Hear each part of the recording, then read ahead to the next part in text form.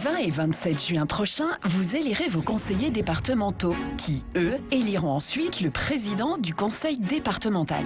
Mais qu'est-ce que ça fait exactement un président du conseil départemental ?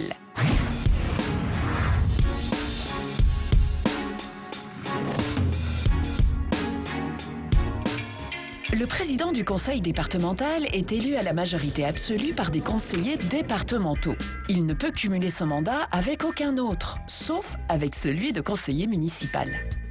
Le conseil départemental est l'assemblée du département, alors que le président du conseil départemental dirige le pouvoir exécutif. Son rôle est de mettre en œuvre les politiques décidées par le conseil départemental. C'est donc pour cette raison qu'il est aussi le chef de l'administration locale chargé d'appliquer ces politiques. C'est lui qui nomme les fonctionnaires des maisons départementales, par exemple des personnes handicapées ou certains employés des collèges. Il a des responsabilités importantes, financières surtout, mais aussi concrètes.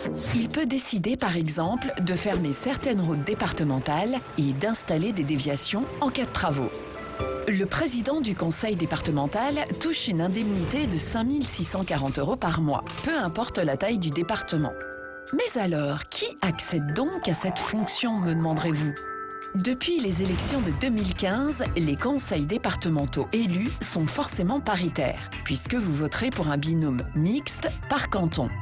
Il y a bien autant de femmes que d'hommes dans les conseils, mais à la tête des conseils, c'est une autre histoire.